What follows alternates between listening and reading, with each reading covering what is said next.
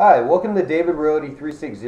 Today we're going to be talking about selling product, being cars, guns, knives, housing, anything like that. I'm not going to so much focus on real estate in this aspect just because it's a little more technical, but I'm going to go over overall questions I've had personally when it comes to how do you sell, how do you do higher product selling than anybody else. Personally, my own selling history, I've done some of the smaller things such as selling knives when I was in high school. I sold cars when I was in college. That lasted about 4 months. It's a rough job. And selling guns and, of course, real estate. Personal experience from what I've learned from selling is you need to be the customer's friend. You can't be pushy. You can't be this guy shoving things down somebody's throat because in today's society, we don't need that. I don't need that. You can go on to YouTube, you can go on to some marketing site, and you can see a product, get all your questions answered, and at the end of the day, buy it without no hustle or any fuss of any kind. Majority of people nowadays are buying product based on a few little criteria. One, they've used it before. Two, a friend's recommended it. Or three, it's something they've seen that they just gotta have, such as an impulsive buyer. And most importantly, it's just about having fun. If your attitude about your product isn't just excited, and I'm not talking like, woo, let's do this kind of a attitude, but I mean just a good one that, hey, I would buy it. Why aren't you buying this? What's going on here? What's your problem? What's my problem? Because if they walk out knowing they wanted to buy it and they left not buying it, there's probably a problem in your sales tactic. And again, that doesn't mean push them against the wall, tie them down, take their money and throw it at them. It's nothing like that. The most important thing I've learned personally in sales is being a friend. Like I just said, a lot of people buy product based off recommendations. You've seen Facebook where you can like a product and then it shows on their Facebook somebody else like, hey, they like this TV. I guess I'm going to go grab that TV. So having that friendship with somebody will definitely sell the product. Now, how do you do that when a guy walks into your store wanting to buy something? You've never met this guy. You've never been at a bar with this guy. His wife doesn't know your wife. You just don't know this guy. First thing you got to do is just be happy about it. Say, hey, how's it going, man? What can I do for you today? Kind of something like that. And start probing the questions to find out what they need. Find out the goods, the bads, why they said it, what their friends are saying about it, and work with that concept. The most important thing about selling, and this is more of a new thing that's starting to come around in the last 5-10 years, and I say new loosely, but to think of the product and what you're selling as a win-win situation. You're not going to sell them, like I said before, tying them down and taking their money and throwing the product at them. You're not trying to do that. You're trying to sell them something that they'll like. And at the same time, when they buy that product, you win. You get your commission check, or you sell the product. If you own the business, you made your money back plus a profit. So what you need to do is be their friend. You need to find out what they need and kind of work with them on that. Again, people come and buying things because of recommendations most of the time. So find out why they think it's great. Tell them why you think it's great, how you would benefit it from personally, and how they would benefit it. You're a problem solver.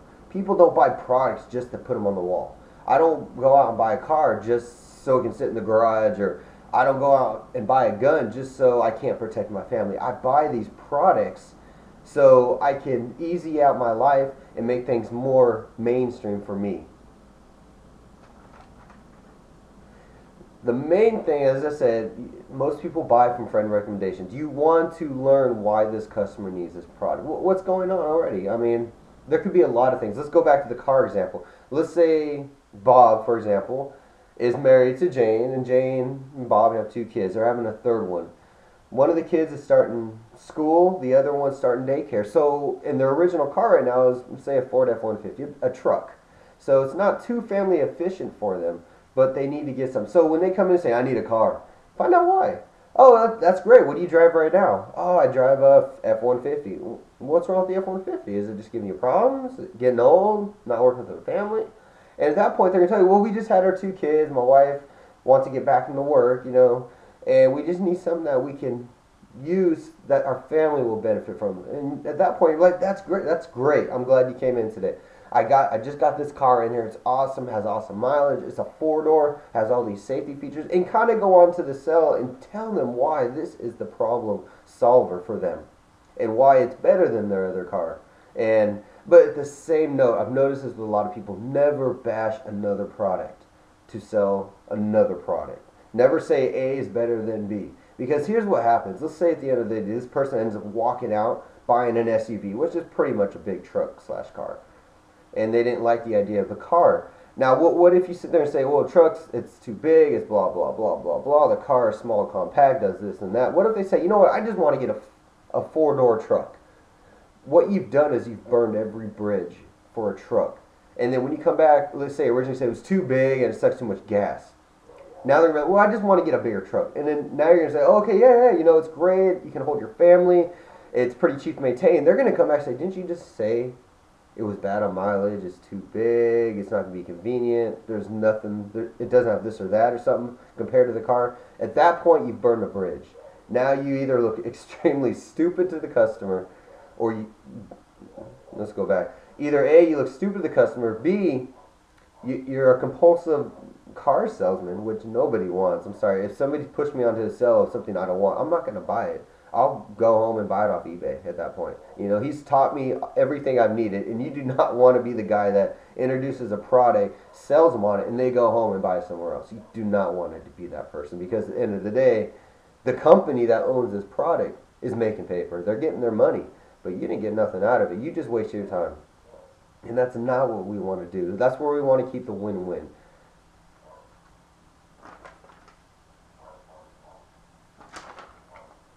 The next one is learning your product. Back when I went back, you don't want, when I was talking about not bashing a product, emphasizing on why the customer needs a new product and what you could do to get them to want that product. Now, knowing what your product is doesn't just mean knowing this car has 4 doors, 4 tires, has a steering wheel somewhere in there, and maybe it's a manual or stick, who knows. But the point of knowing what a car is and what a truck is, and the differences, the benefits, the disadvantages of either, both of them. But at the same note, you should never sell a product on negative feedback. If they're saying, well, I want something that's a more family efficient, don't say, oh, a truck's a horrible one. It sucks mileage, it's small, it's uncomfortable. Because at that point, you're killing one of your opportunities to sell something. Because what if you never, like I said before, what if you never sell the car and they go to an SUV? You've killed all those stones. You've burned all those bridges on you selling them, because now you're going to look like a bad salesman, because now you're trying to sell them something you just said sucked and just was a horrible thing. And on that note, for every bad thing, let there be a good thing. Turn every negative to a positive, as they say. For example, if they say, well, I want a manual, but I want an automatic. What's the difference? You know, what do you think? You know, tell them that, you know, an automatic's great. It's a little better on gas mileage. It's something you don't really got to think about. You just put a foot down, you drive. The manual, you can get more speed, acceleration, you have more control over your car, and it's a lot easier to maintain, as in you could do it yourself. The automatic is great for maintaining, but it does take a few extra minutes to kind of do it. At that point, you gave him options, but you never made nothing sound too bad to where it was like, I don't want that at all. I need this now. But what if they say this thing that they needed isn't sounding too appealing at this point, and they want that again? You've already bashed it. You've already made it look bad. So at this point, it's just not worth it to them, and you could lose your sale there. And on the same note of knowing your product, know the pricing. Know your company's, what do you say, options to buy a product. I know most of the time you go in, it's just pay cash, pay credit, debit, whatever it is, just buy it and get out of here. That's kind of thing. Know about if a company has some kind of like a layaway plan or a credit card plan. Give people options, because what if you sell them something that's $5,000, $10,000 more than what they originally afforded? What do you do at this point? Now you got them sold on this product they can't afford. And now they don't want to look at nothing else because it's just not good enough. Because you've already sold them on car B. And car A is just not that good to actually care about. At this point, you should know to your company, oh, we have financing. We'll have a credit card plan. We have a layaway plan. We have you could put a lien on your house and buy this car. You know, we have all these options. We can get you in here under your terms where we both win. You get the car you want, I get my sell, end of the day, I look great, you refer me. And that's what it's really about. When they walk out happy, they refer you. You can make $100 commission and just lose, you know, you might lose $100 on your overall commission, but only make 100. But they're going to send in their friends. They're going to come back again when the kid's old enough to drive, and they're going to keep buying from you. And finally, the biggest one I've seen out of 8 out of 10 people I've ever worked with in sales, ask for the sell. Don't be afraid to say, let's do this. And there's a lot of ways to say, let's do this. You don't have to say, all right, come on, let's go over here and let's give me your car. Let's do this. Let's get this done. It could be simple things like get in the car. Always refer to what you're selling as theirs. How do you like your car? How do you like your knives? How do you like?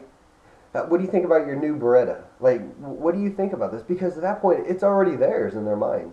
You know, you're this basic psychology there. I mean, it's theirs, and now they can't leave without their product, right? Because you've really just sold it without selling it.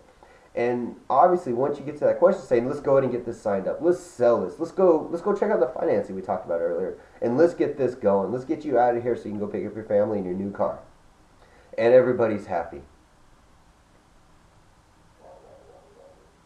So those are kind of the main processes and procedures I use personally when I sell products. It really comes down to simple things. Be excited. Your first impression will always be your last. Because remember, they say statistically, when you meet a person, you have 1 in 8.5 or 6 million times of a chance to ever see that person again. So if you go to a bar and you see a bunch of people there, you say hi to them, and you never get their number, 9 times out of 10, you're not going to ever see them again. You're never going to get that number again unless you start getting a little stocky with them. You just start going there every day waiting for them. But overall, you probably won't see them again. So ask, when you get in there, build that relationship. Your first impression needs to be strong. It needs to be exciting. You're like, hey, welcome to Bob's Auto Parts. How you doing? My name's David. What's going on today? What can I help you find? And at that point, they're like, oh, hey, I'm looking for a car. Me and my wife just had a second kid. I need something a little bigger. And at that point, start probing. Find the questions. Learn who they are. Become their friend. And don't lie. If you're going to be a dishonest salesman, just go find another job. Go find something else in life to do, because this is not what you need to be doing. Selling in today's age is not about pushing. It's not about forcing or lying or being misconception about what you're doing. If you start that road, you're going to have an ugly road down the road, if that makes sense. So build a relationship with the customer, because people buy from their friends, their recommendations, what family thinks good, or on impulsive. But again, build a relationship. And of course, know the product. Know the ins and outs of your product. Know the pricing. Know the options to buy the product. And just know everything. Know the goods about this car. Know the bads. Everything has something bad about it. There's always something bad with the Honda Accord. There's always something bad about the Civic, or there's always something bad about this and that. But find why the bad could actually be good depending on their situation. Because cars aren't built with, hey, let's make this car that is super fast, yada yada yada, but has the worst gas mileage in the world. The worst. Nobody does that. And there are a few that have some bad mileage. You got the Dodge Viper, you get like 9 or 10 miles to the gallon. But if the customer is out there looking for speed and fun and excitement, that's not something you're really going to emphasize on. You're going to put that out to be like, yeah, you don't get the best of gas mileage, but you're going to be the coolest guy on the block. You're going to be the fastest guy on the block. You're going to walk out of here with the best thing on the planet right now. And that's what you need to do. And then finally, sell the product. Ask them. Say, hey, let's go. Let's get in your car and let's test drive it. When they get out, let's go and get this paperwork signed. Let's get you going. Let's get you the keys to the car, the title, and get you out. So do not be afraid to ask for the sell. If you don't ask for the sell, they're not going to ask you to sell it to them. 9 times out of 10, they won't. I've had maybe 2 people in my selling career ever say, sell me the gun, sell me the car, sell me the knife. Rarely. It's always been like, I've told them, and they say, okay, sure, why not? No, sounds good to me. Let's do it. Let's take option B and go with it. So that's it for today. That's our selling in general. It's just a basic overview on how to get sales. It's a real broad understanding of how to sell, how to think when you sell. If you have any questions, any concerns, or just comments you want to leave them below. Subscribe above. We're all over the place. And we're going to have more videos. We're going to be working on some more buying and selling videos. We're going to do a few more here in the next few weeks on just buying real estate. I've had a lot of questions asking, David, how do you buy a house and already profit the day you sign the check or sign the title? How do you do that? So we're going to do a few videos on that. We're also going to cover some more selling concepts. Again, this is a real broad video on selling. So we'll see you again. Again, subscribe to get more updates and leave some comments if you got questions. And see you guys then.